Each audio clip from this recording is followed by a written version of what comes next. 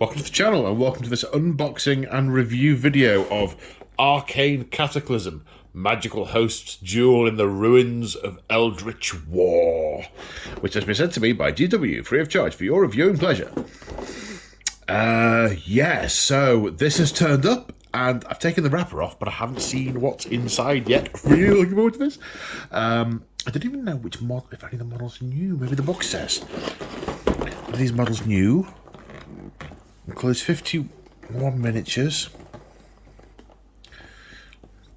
It normally says if they're brand new. Okay, maybe they're not. Okay, right, there's going to be two parts to this. I'm going to unbox it. Then I will flip the camera around and you get to look at my ugly mug whilst I take a look through the book and rules and talk about those. You might hear a bit of background noise today because the door's open and because it's incredibly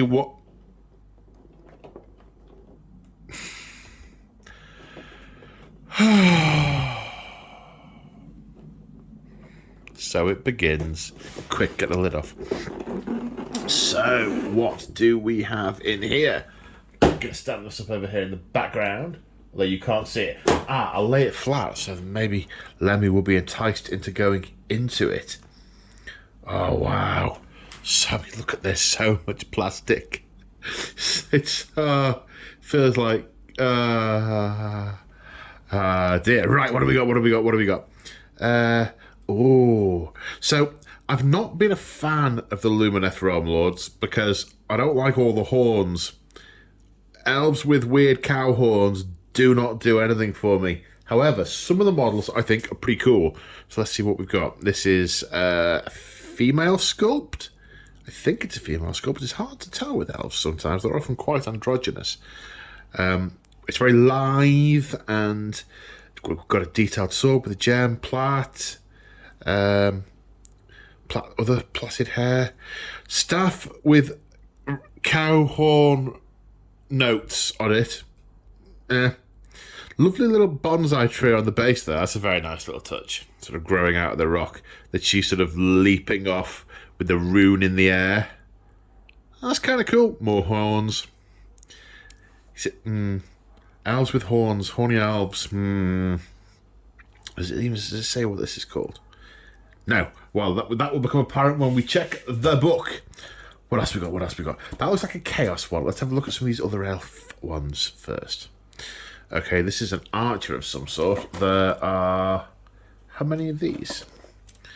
Okay, so this looks like 2 packs of 3. So it's one of these ones where it's a 3 Dewberry mould, and they snap it into 3 to get it to fit into a box that's that size.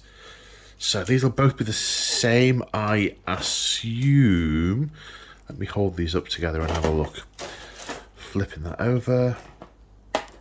Lining this up.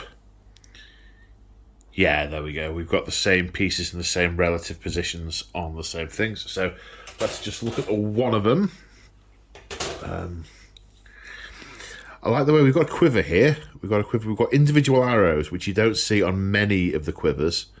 Even some of the newer ones, like the Orc Cruel Boys, even though I know they're meant to look bigger and chunkier, but they're not as delicate as these, in so much as I'd still... the fact that I can see sort of the impressions of individual feathers on here is different to the later sculpts where you can't see that.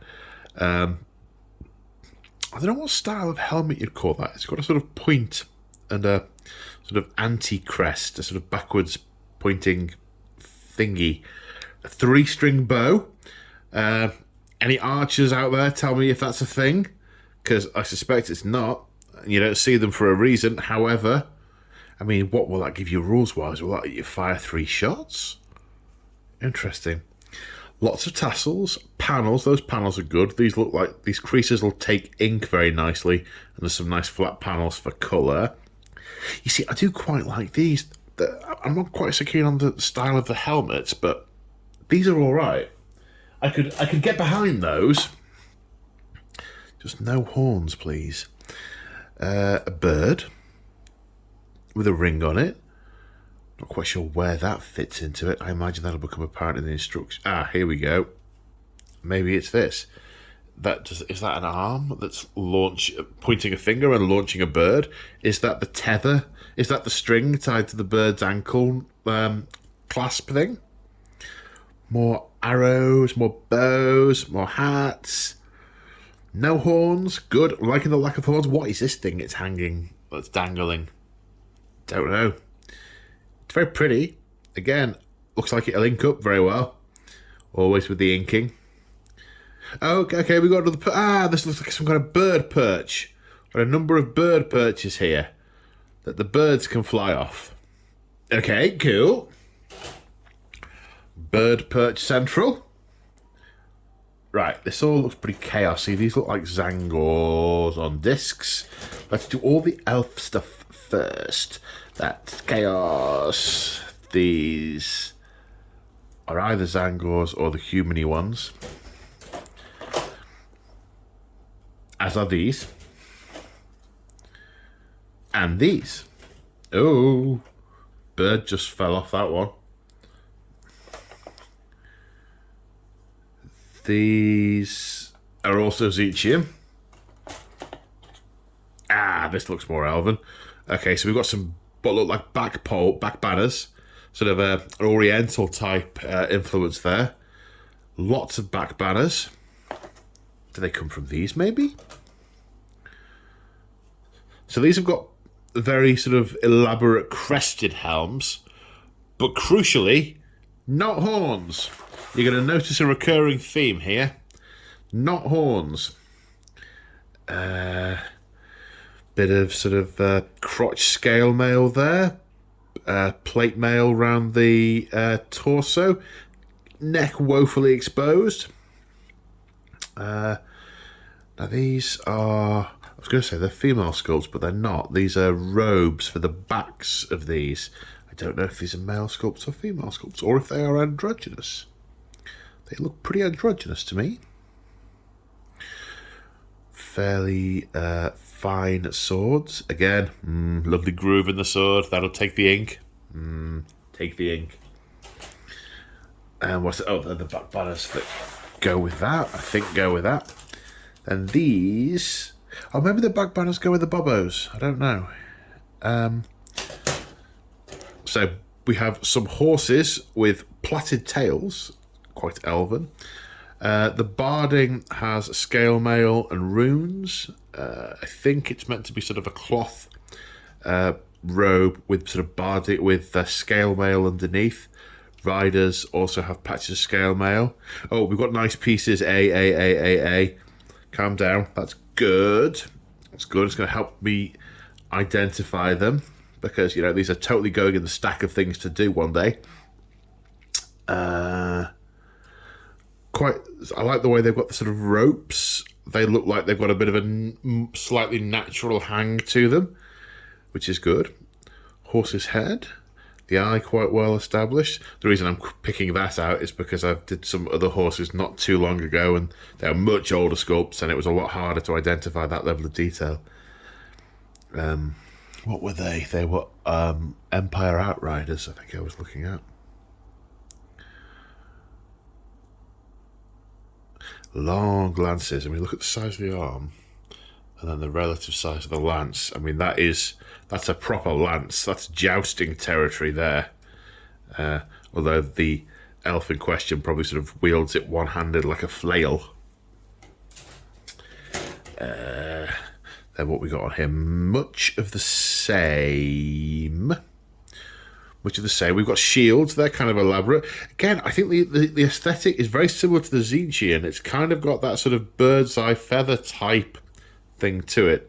I guess I wonder if that's if it's intentional that they're aping that, but in a more sort of pure way. Scales of balance, some kind of chalice with looks like pi. 3.14. Pi is exactly 3. Well, I'm sorry, scientists. I had to resort to that, but you just wouldn't listen. Another chalice, also with a pi on it. I mean, I'm probably misremembering the symbol for pi, but I mean, it's awfully similar, don't you think? Boop, zoom. I mean, that looks, to me, a dead ringer. A dead ringer for pie. Banner,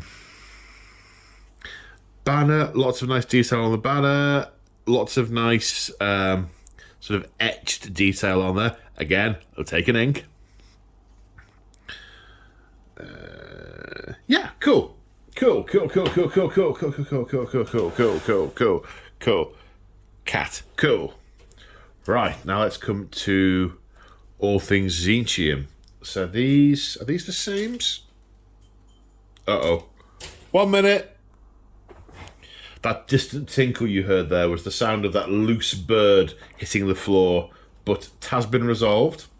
Yes, this looks like the same sprue. If I superimpose them on one another, they kind of disappear. Yeah, so they're the same.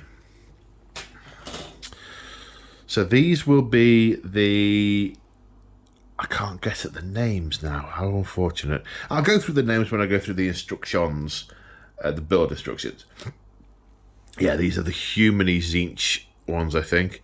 You see what I mean about the Tzeentch shield being so reminiscent in shape to the Elven shields? There you go, I've got them next to each other there. I think they're very reminiscent of each other. Okay, we've got some super muscled bods. Again, I'll take an ink, lovely. We've got feathers, Tzeentch symbols, lots of bits for gold braiding. Barefoot. These look like contrast fodder. We've got the sort of avian style head, sort of gold face platey type stuff, and wicked curved swords. Yeah, and have they got... What's this detail on the back? Oh, if you look at that, that's got some... It's a nice little touch. This one's got some sort of proto feathers on the nape of its neck, sort of coming out. That's nice. That's nice. That's a nice little touch. I mean, it's a pain in the bum for painting it, but it's a nice little touch. Oh, the scroll. Unlike left blank for your messages, very much totally chaosified for your convenience. Paint to bone, ink at sepia. Scroll. What else we got? Oh, there's some kind of looks like some kind of a familiar or acolyte. Obviously, it's reminiscent of a keeper of secrets, or even a lord of change. I always thought keeper of secrets was a better term for a Tzeentchian demon, but hey.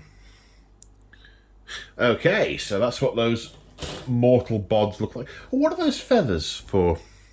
Oh, those feathers of the bird that I just looked at. And this looks like probably the champion shield because it's got feathers coming out of it. Right. Got it. Now. Something. Yeah, okay. This looks like two sprues the same. These will be the Zangors.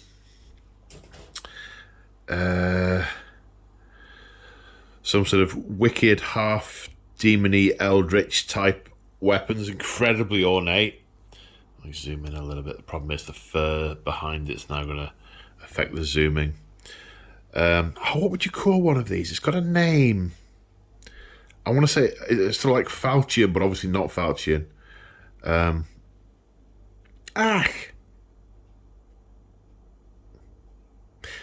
of like a two-headed axe. A special two-headed axe with a nice eye in the middle. Very Tzeentchian. Very feathery horn. These guys also have horns.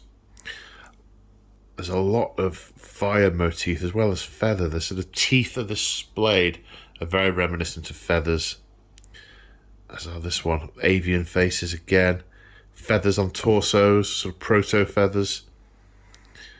Very sort of Tzeentch feather standard. Contrast fodder. I want to build and paint these now. Problem is, I want to build and paint everything I look at in detail. Horns. Some decent armour. We've actually got some sort of plates around the midriff and the legs. These look like actual armour plates. I mean, of course, it's only... If you don't want to get stabbed in the gut and die over a course of 2 days, great. If you want to get stabbed in the chest and die instantly, this will facilitate that. Then what are these? What are these bits? Are they sort of shoulders? Heads? Oh, they're sort of like hunched necks, I think. Gill? Right, I think these are probably Zangor Enlightened on discs of Tzeentch. So we've got the discs, we've got different styles here. We've got sort of ornate, detailed, and flouncy. We've got sort of like rune encrusted and alive, and then a sort of mottled metal gold type one with different undersides. We've got a sort of swirling vortex. I mean, this vortex even has a face in it. That's cool. This one's got a gnashing maw and a blinking eye.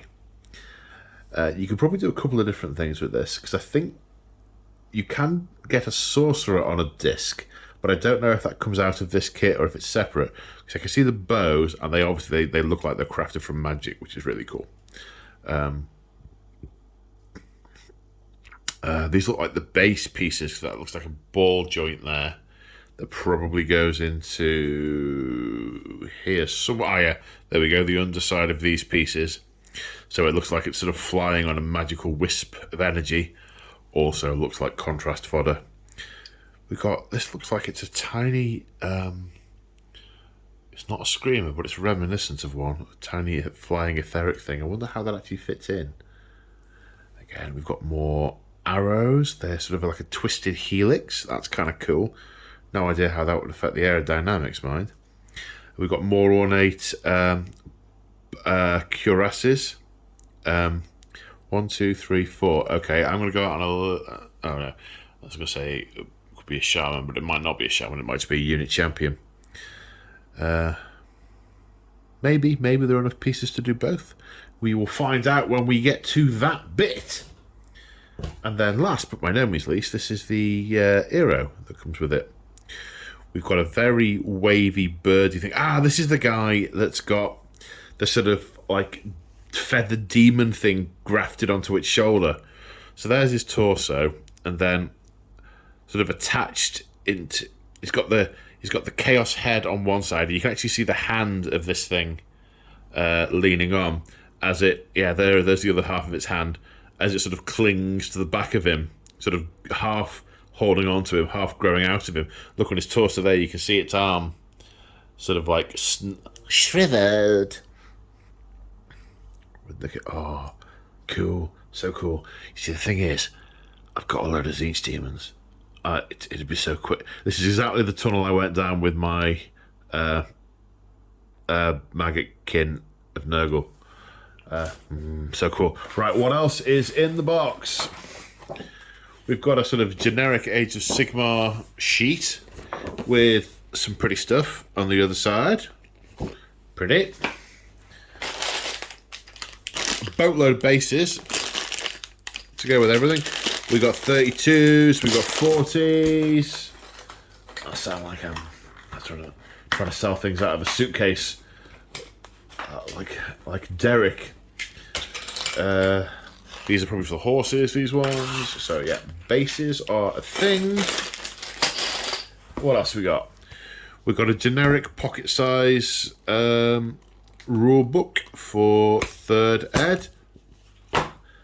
Then we have, oops. Oh, can't even get it. Fur everywhere. Right, then we've got the Arcane Cataclysm book and what looks like build instructions and cards. Let's fish out the build instructions. Oh, tokens. We've got tokens as well.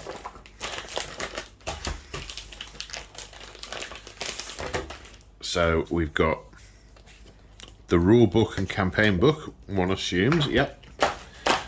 Then tokens for, presumably these are effects or things for the mission. So I'm imagining this will have missions in it, Then in combination with the rulebook, you've got everything you need to play.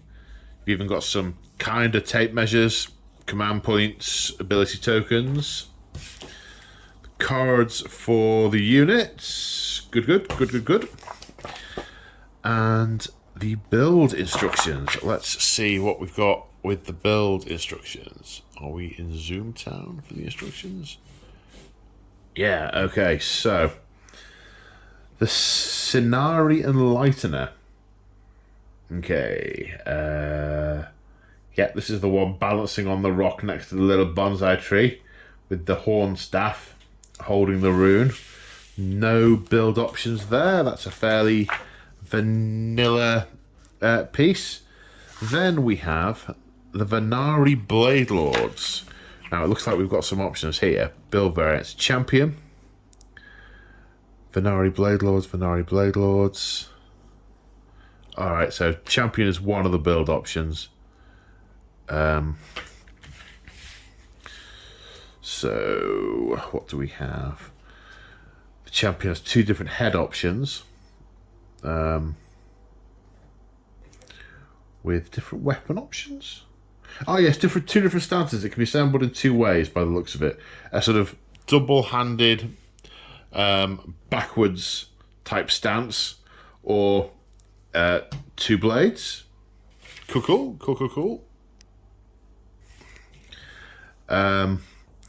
Then option 3, what have we got here? It's heads again. Options on the banner pole. Two different versions, either great swords or, well, I see something akin to great swords, or dual swords. So the unit can be equipped in two ways, and it's got the build options for both. Yeah, and this is playing out down here as well. Okay, then what do we have? Vanari Dawn Riders. Unit Champion, you've got a sort of lances up, lances down option. Building the horses, there's those lovely sort of ropey, veiny type things like those. Different head options.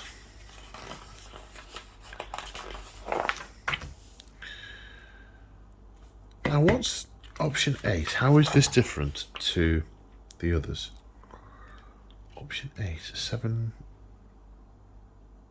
7C, Dawn Rider.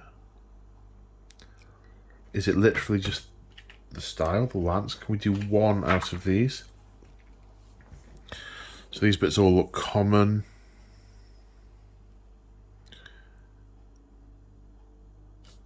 Is that a different head?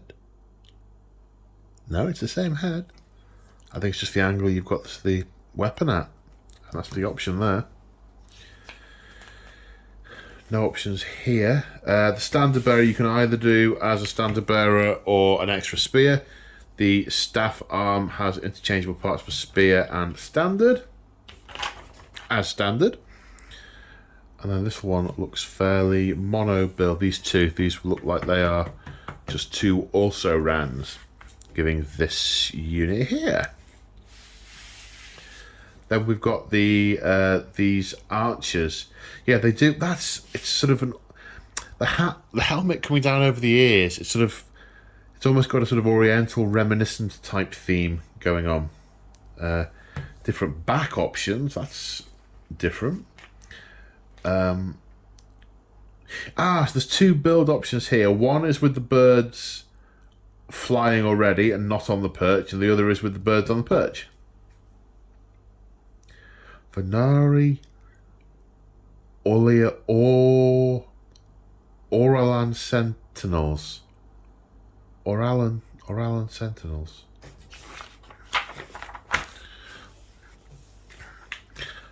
Different back options. That's a recurring theme along here. Some different head options. Oh no, we're into archers now. Oh no, is that the unit champion for the archers? I think it must be. Head options. Triple string bows. So it looks like these are some of the options for some of the models in the unit, and then you've got two of these. Individual archers with it looks like the bits that are the same. You can do different combinations of fronts and backs. Not quite sure what that gets you.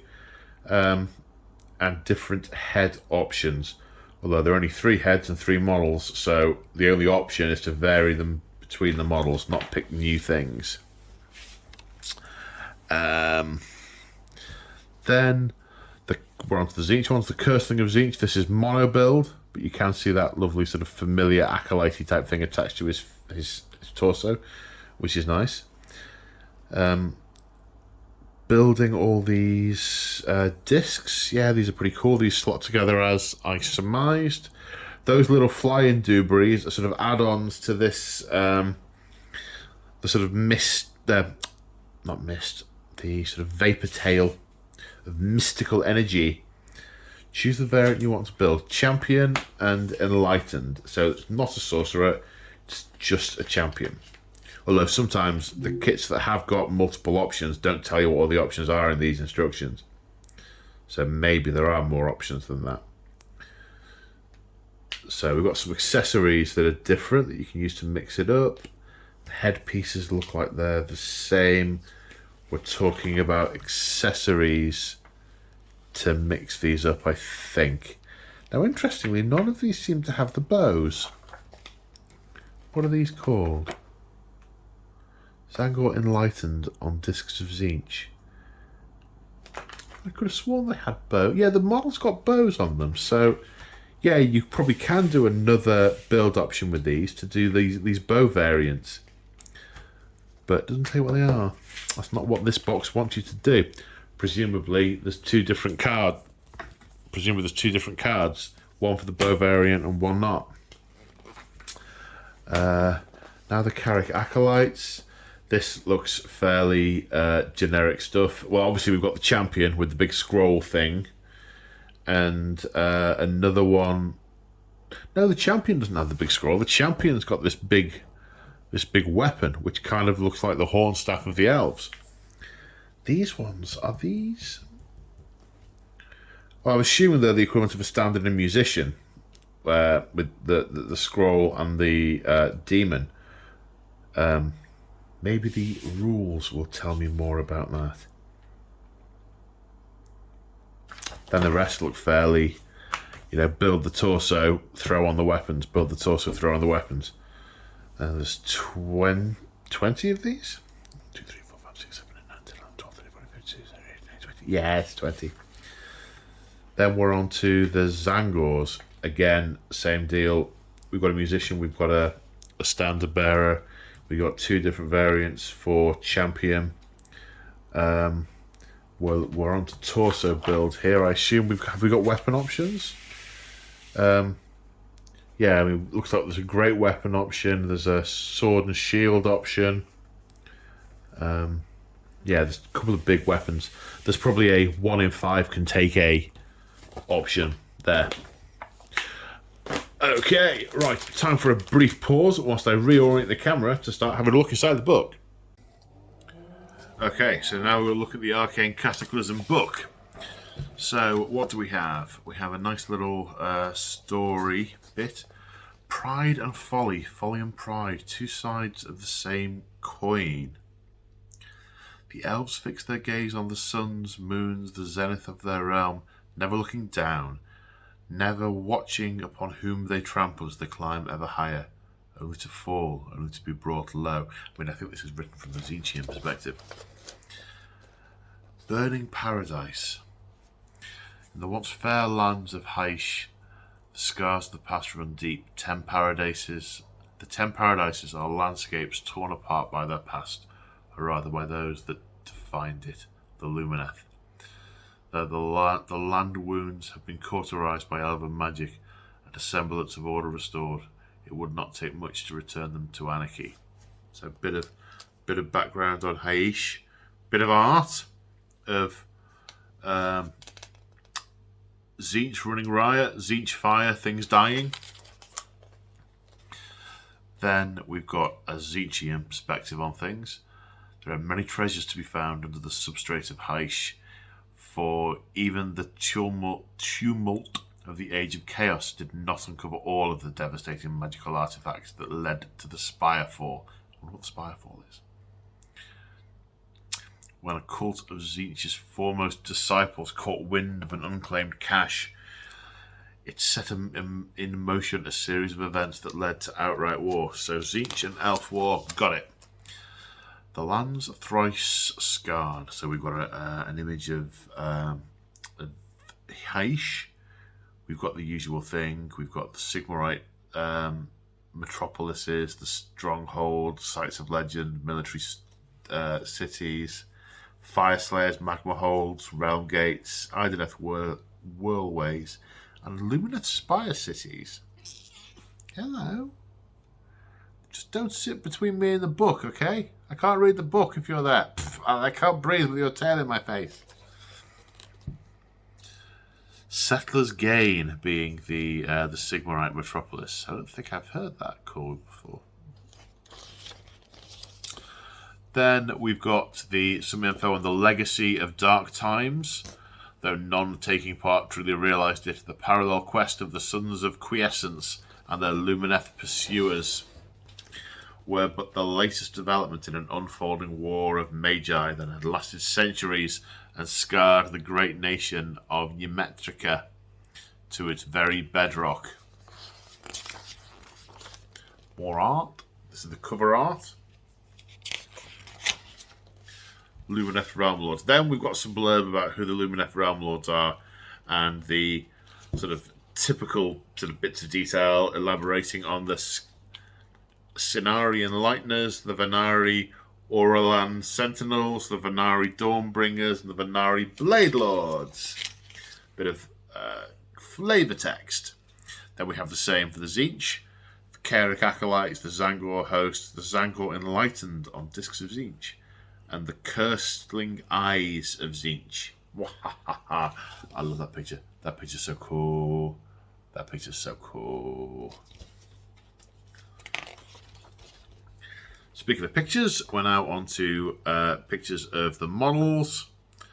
Oh, it looks like there are two head options for the Sigmar Enlightener. You can have the with helm or without helm, which I hadn't appreciated from looking at the model or the instructions.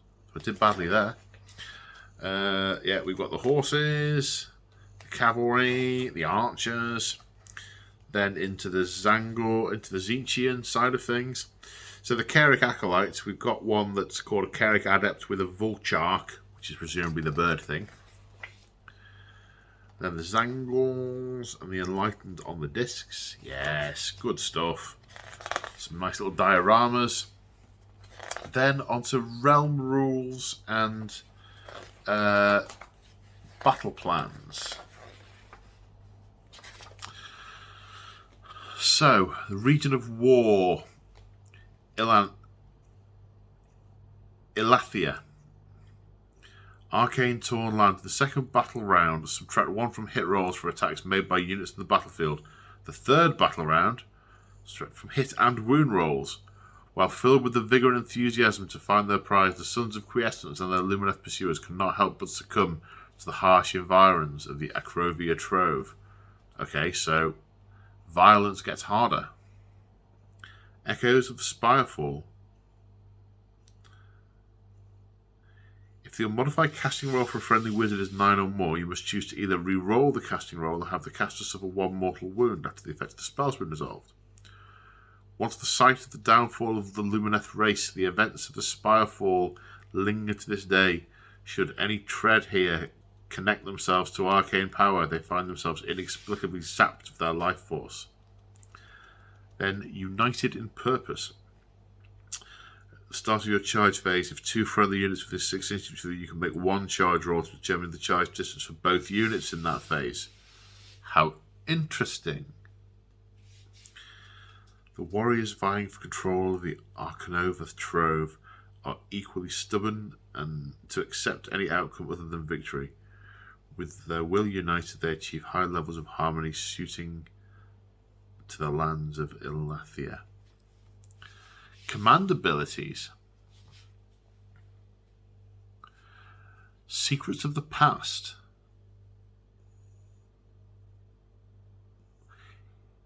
If you cast a spell and it's not unbound, after you've resolved the spell, use at the start of the hero phase, you can cast another spell. Command ability. So spend a command point. If you get your spell off, you cast another one. Arcane Volatility. Use the start of the hero phase, command ability again. Double the result of casting rolls for that wizard. Ah! Battle plan spell lore. Okay, so we've got some battle plans coming up. Battle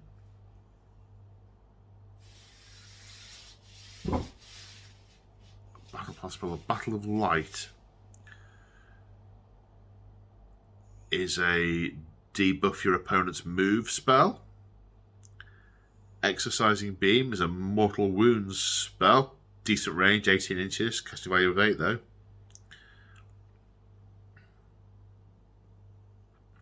There's a buff, add 1 to hit rolls spell. And a healing spell. Healing Glow.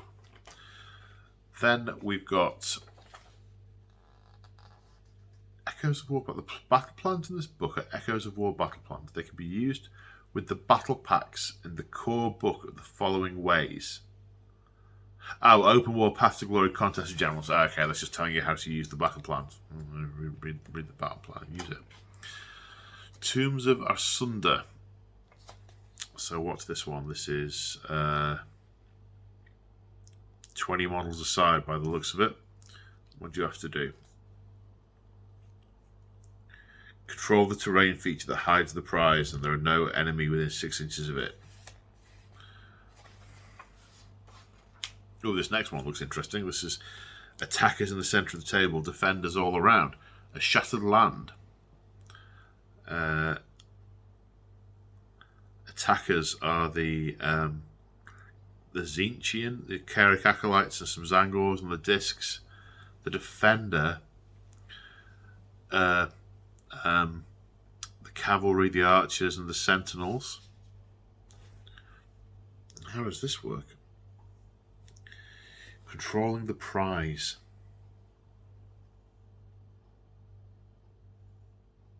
The attacker must give 1 universal artifact of power to Venestrari. Ventistry. Who's that then?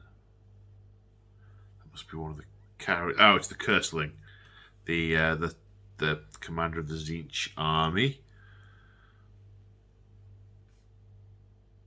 And if they're slain, it becomes an objective. Right, so it's all about killing that guy and treating him as an objective and then controlling it.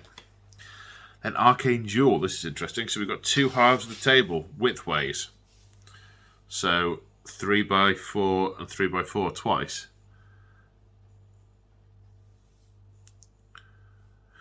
Power dice. In this battle, the normal rules for casting and abiding spells are not used.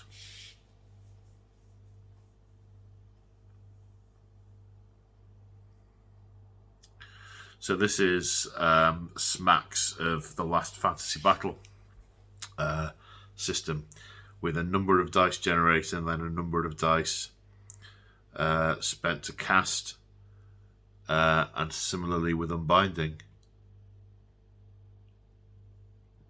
Interesting. So that's an arcane duel of sorts. Then we're on to what's it? War Scrolls. So the Enlightener. 5 wounds, 5 up save. Crescent Staff. Missile weapons, 18-inch range, d6 attacks, 3+3 plus -1/1. So this one is shooty, not particularly hitty. This is a 2-spell wizard who can Deep Thinkers. That's an auto cast on a 9 once per battle. Rune Entharli. Once per turn, if you cast a spell, then on a 3+, and it's not a spell, on a 3+, you can resolve it immediately for a second time. Interesting. Healing, buffing, damaging, one assumes. Any of them, really. Twin Tether is their own spell. 12-inch range. Pick an enemy unit. Oh, that's interesting. When that unit takes damage, the enemy can allocate the damage.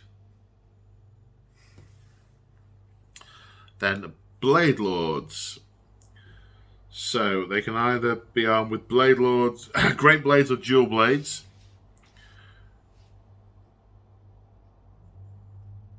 The Great Blades, you've got two options. Perfect Strike or Flurry of Blows. And they both have weird rules. The Dual Blades are 3 attacks each, hitting on 2s, wounding on 3s, rend of 1. That's quite nice. Shining Company, -1 to hit if 2 or more models in this unit are touching each other. Venari Warriors often fight in a tight grouping that combines the bright light of each numerous soul into a dazzling brilliance that befuddles enemies. Guardians, they seem to have a way of taking wounds for heroes. Sword Masters. Before you fight with a unit, you choose Perfect Strike or Perfect Flurry. So this is the Great Blade.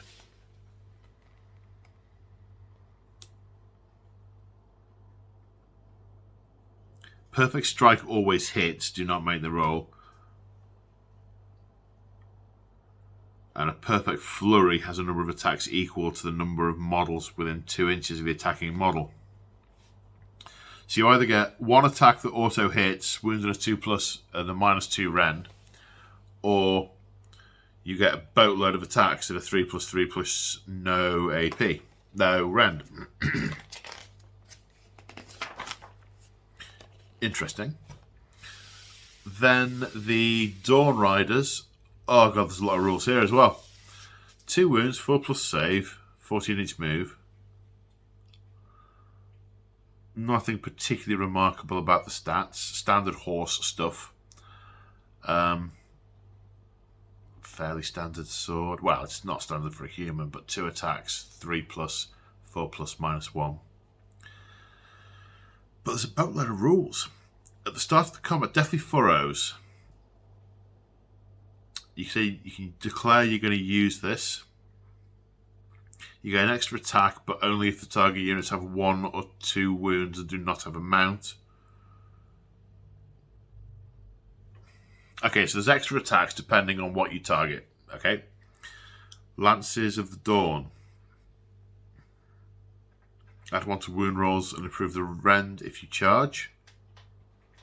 If you've got lances. Shining Company, -1 from hit rolls. Oh, that's a generic thing then. 2 bases together and people are -1 to hit you. Sun Metal Weapons. 6 to hit, do mortals instead. Power of Heish is a spell. So it's a wizard. It is a wizard. The Steed Master is a wizard while the unit has 3 or more models. Can cast 1.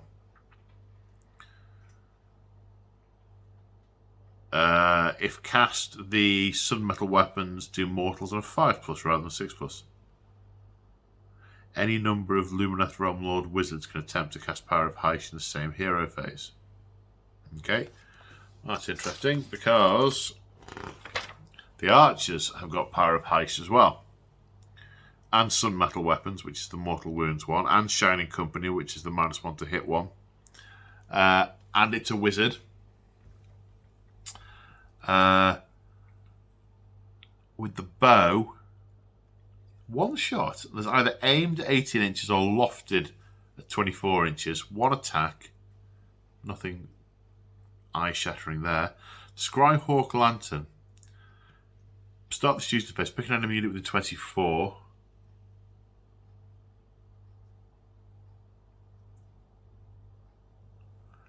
If you do so, you must choose the lofted missile weapon, but the enemy doesn't receive the benefit of being in cover.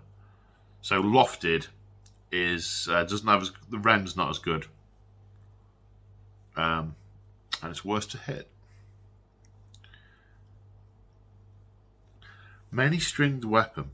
Before attacking with the bows, choose either aimed or lofted missile weapons characteristic for all the shooting attacks made by the unit. I mean, basically, if you're closer, you're hitting on 3s rather than 4s, and you get a point of rend. But I don't get this.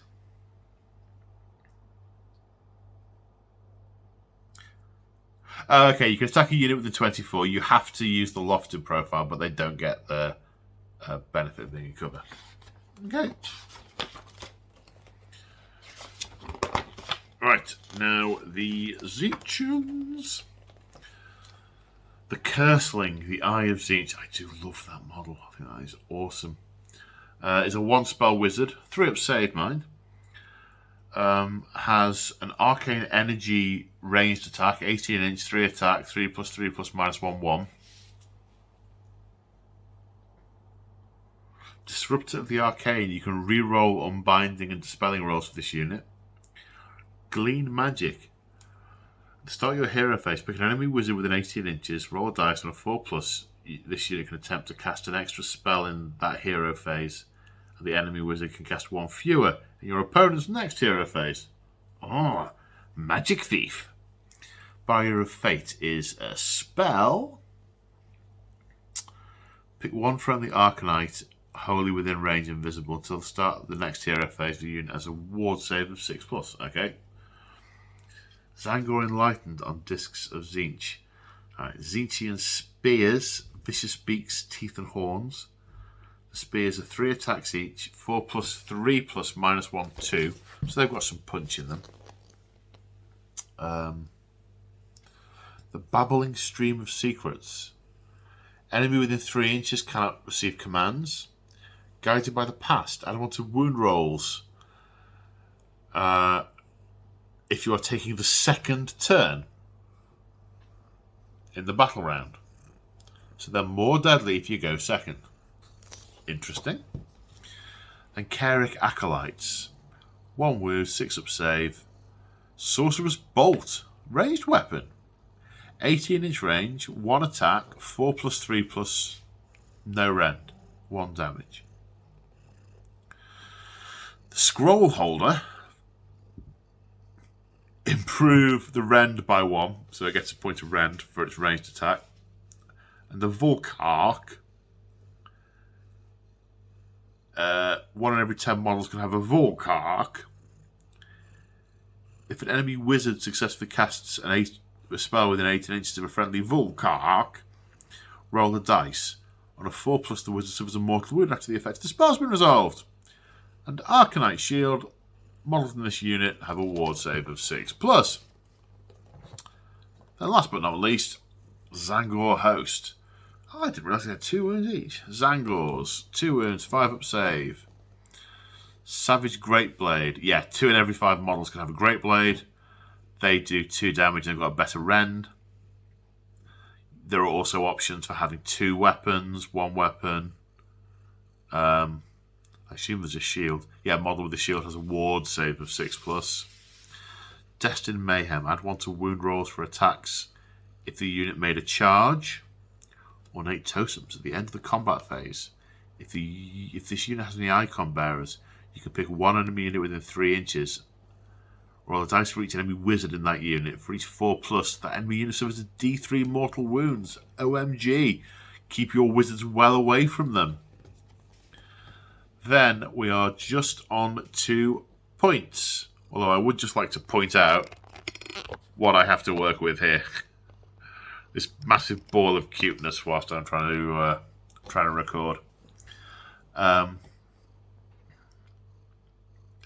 So the Venari Sentinels, the 10 unit of the Archers. I think they're the Archers.